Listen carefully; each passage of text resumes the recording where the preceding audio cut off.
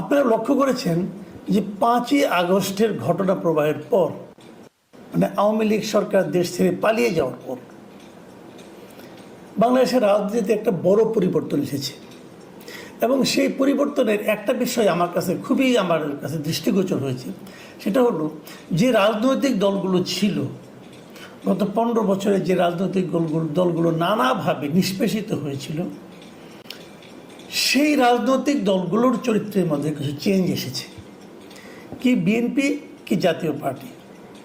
ধরা যাক 2008-এর আগে বিএনপির যে অবস্থান ছিল, বিএনপির যে চিন্তা ভাবনা ছিল, বিএনপির যে কথাবার্তা ছিল, সেখানে কিন্তু আমি পরিবর্তন দেখি। একই রকম দেখি আমি জামাতে ইসলামের ক্ষেত্রেও। আমার কাছে দুটো দলের কর্মকাণ্ডকেই আগের তুলনায় অনেক বেশি আধুনিক এবং অনেক বেশি গণতান্ত্রিক বলে মনে হয়। কিছু কিছু ক্ষেত্রে তারা অনেক ছাড় দিতেও তাদের আমি দেখছি। এটা খুব পজিটিভ দিক। তো বিএনপি নিয়ে আমি অনেকবার কথা বলেছি, জামাতকে নিয়ে খুব একটা বলা হয়নি। এটা নিয়ে অনেকে প্রশ্ন করেছেন, এই জামাতকে নিয়ে কেন আমি কথা বলি না, আমি কি তাহলে জামাতের দালাল হয়ে গেলাম কেনা, এটসেট্রা। আমার এখানেই করেছেন অনেকে। তো আজকে আমি জামাতকে নিয়ে কিছু কথা বলবো। আজকে যেটা বলবো সেটা হলো একটা ঘটনা নিয়ে, যে আজকে জামাতে ইসলামের আমিরের সঙ্গে ইউরোপীয় ইউনিয়নের যিনি রাষ্ট্রদূত মাইকেল মিলার, তিনি জামাতে ইসলামের আমিরের সঙ্গে দেখা করতে গিয়েছিলেন। একটু বলে নেই, আমি চেষ্টা করব আগামীকালকে জামাতের আরেকটা বিষয় নিয়ে কথা বলতে। ওটা জামাতের একটা কাজ আমার খুব পছন্দ হয়েছে, সেই পছন্দটা নিয়ে কালকে আমি কথা বলবো। আমরা আশা করবো কালকে অনুষ্ঠানটা আপনারা দেখবেন। যাই হোক, আজকে যেটা বলছিলাম সেটা বলি। তো এই যে মাইকেল মিলার যখন ডক্টর শফিকুর রহমানের সঙ্গে দেখা করলেন, সেখানে কি আলাপ হয়েছে না হয়েছে, ওখানে শফিকুর রহমান সাহেবের সঙ্গে জামাতের অন্যান্য সিনিয়র লিডাররাও ছিলেন, সবার সঙ্গে আলাপ হয়েছে। এবং তারপর যখন চলে গেছেন, তখন এটা নিয়ে সাংবাদিকদের ব্রিফ করেছেন জামাতে ইসলামের নায়েবে আমির ডাক্তার সৈয়দ আবদুল্লাহ মোহাম্মদ তাহের। ডাক্তার সৈয়দ আবদুল্লাহ মোহাম্মদ তাহের বেশ ভালো বলেন, গুছিয়ে বলতে পারেন, রসিকতাও ভালো করতে পারেন। তো আবদুল্লাহ মোহাম্মদ তাহের যখন ব্রিফিং করেন, সেই ব্রিফিংয়ে উনি কতগুলি কথা বলেছেন। সেই কথাগুলি কি, তিনি যে কথাটা বলার চেষ্টা করেছেন যে যখনই আমরা কারোর সঙ্গে মিলিত হই, তো আমাদের জন্য খুব কমন 3টা প্রশ্ন থাকে। মানে এই প্রশ্নগুলো তারা করেই, কমন 3টা প্রশ্নই থাকে। যেমন ওনার কথাটা আমি আপনাদের পড়ে শোনাই, উনি কী বলেছেন। তিনি বলেছেন যে জামাতে ইসলামের প্রতি সবার 3-4টি প্রশ্ন থাকে। একটা হলো ওমেন পজিশন জামায়াতে ইসলামীর, মানে জামাতে ইসলামের মধ্যে নারীর কি অবস্থান। দ্বিতীয় প্রশ্নটা থাকে টেরোরিজমের বিষয়ে জামাতে ইসলামের স্টেপ কি। এবং তৃতীয় প্রশ্নটা থাকে মাইনরিটির বিষয়ে জামাতে ইসলাম কি ভূমিকা রাখবে। এবং ওনার ভাষায়, মানে আবদুল্লাহ মোহাম্মদ তাহেরের ভাষায়, এই 3টা কমন প্রশ্ন আমাদের জন্য আজও সেই কমন প্রশ্ন। সুতরাং জবাবও আমাদের স্পষ্ট, কারণ প্রশ্নটা আউট হয়েই আছে।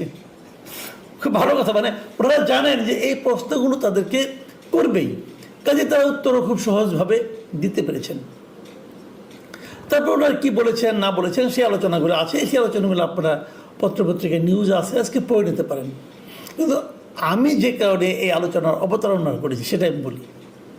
সেটা হলো জনাব আবদুল্লাহ মোহাম্মদ তাহেরের যে অবজারভেশনটা, যে জামাতে ইসলামকে সবসময় এই প্রশ্নগুলির মুখে পড়তে হয় এবং এই প্রশ্নগুলোই সবাই তাদেরকে করেন। আমার প্রশ্ন হলো, কেন করেন? আমার সিম্পলি একটা কোশ্চেন, যে আপনারা জানেন আপনাদেরকে সবাই এই 3টা প্রশ্নই করে, কেন করে? আপনাদের প্রশ্ন কমন পড়ে, আপনারা 3টা যেহেতু কমন প্রশ্ন, আপনারা তো উত্তরগুলো আগের থেকে প্রিপেয়ার করে রাখেন এবং খুব গুছিয়ে নিশ্চয়ই খুব বুদ্ধিমত্তার সঙ্গে জবাবগুলো দেন। তারপরেও একই প্রশ্ন আপনাদেরকে কেন করা হয়? মানে তাহলে কি যাদেরকে আপনারা এত সুন্দর করে গুছিয়ে গাছিয়ে উত্তরটা দেন, তারা কি আপনাদের উত্তরে সন্তুষ্ট হয় না? তারা কি উত্তরগুলিকে পছন্দ করে না?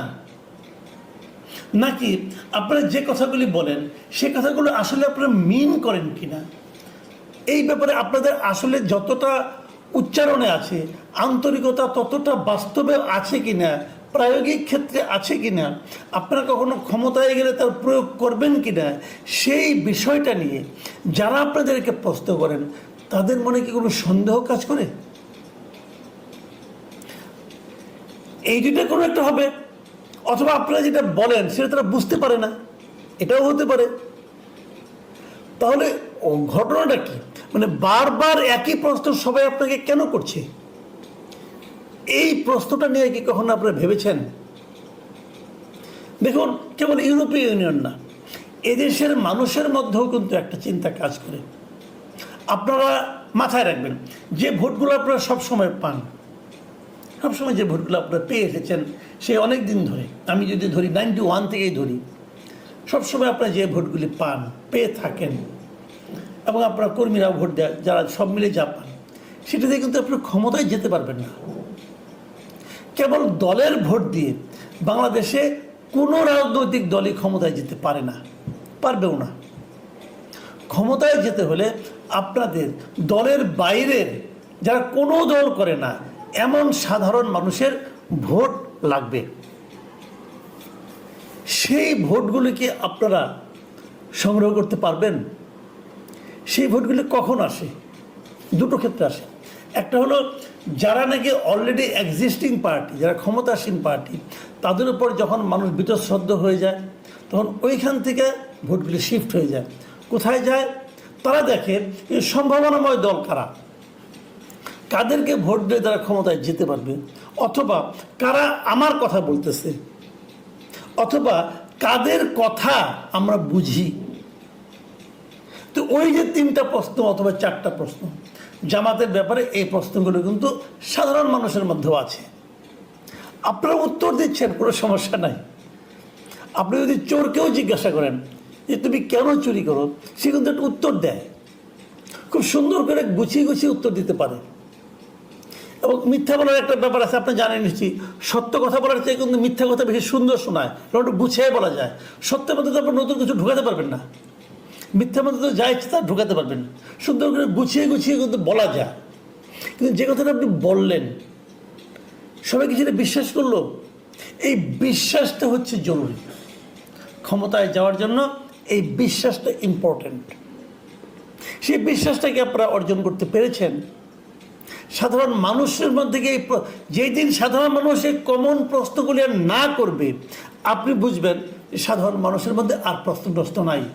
আপনারা যে ব্যাখ্যা দিয়েছেন, ব্যাখ্যা তারা মেনেছে, কিন্তু আপনারা ব্যাখ্যা দিয়ে যাচ্ছেন, ব্যাখ্যা দিয়ে আপনারা সন্তুষ্ট হচ্ছেন, কিন্তু যাকে ব্যাখ্যা দিচ্ছেন তারা সন্তুষ্ট হচ্ছে না।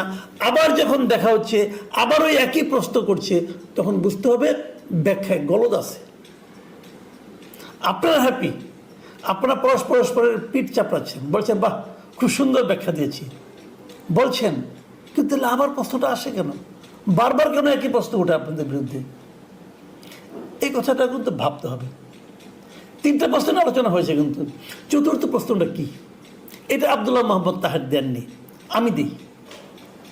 4র্থ প্রশ্নটা হলো যে এই আমাদের যে মহান স্বাধীনতা দিবস 71 সাল, সেই 71 সালের ভূমিকাটা, আপনাদের যে ভূমিকা ছিল, সেই ভূমিকা নিয়ে আপনাদের মূল্যায়নটা কি?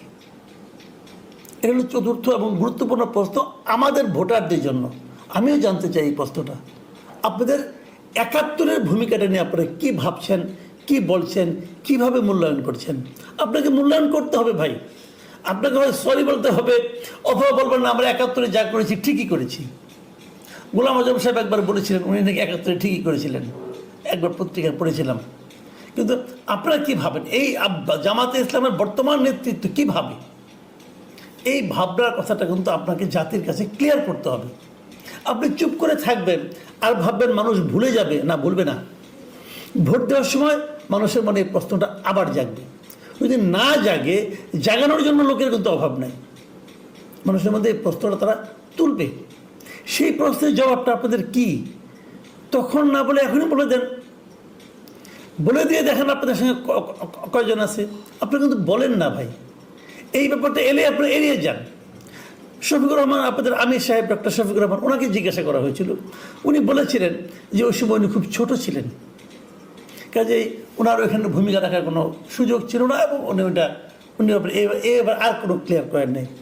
শফিকুর রহমানের এই বক্তব্যের পর, আমি এটা বলে শেষ করি আমার কথাটা, শফিকুর রহমান সাহেবের এই বক্তব্যের পর উনি যখন ছোট ছিলেন, যখন বলেছিলেন, হ্যাঁ হতে পারে ওনার বয়স থেকে ছোটোই থাকার কথা, এই বক্তব্যের পর একজন প্রবীণ অধ্যাপক, আমি নামটা বললাম না, নাম বলে সবাই চিনবেন, তো উনি একদিন ওনার মানে কয়েকজন বন্ধু বান্ধব পরিচিত লোকের সঙ্গে আলাপ প্রসঙ্গে বলছিলেন, এটা আমার কানে এসেছে, আমার কাছে খুব ভালো লেগেছে বলে আপনি রিপিট করছি।